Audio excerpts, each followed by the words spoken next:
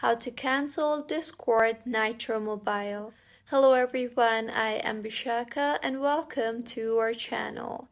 Now let's get right into the tutorial.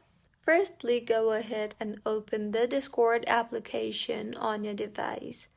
Make sure you are signed in, and now tap on your profile icon on the bottom right of your screen.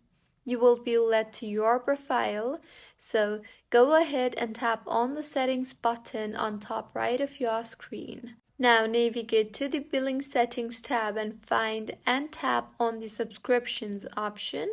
Further, locate your Discord Nitro subscription from the list and tap on Cancel Subscription option and follow the on-screen prompts to confirm the cancellation.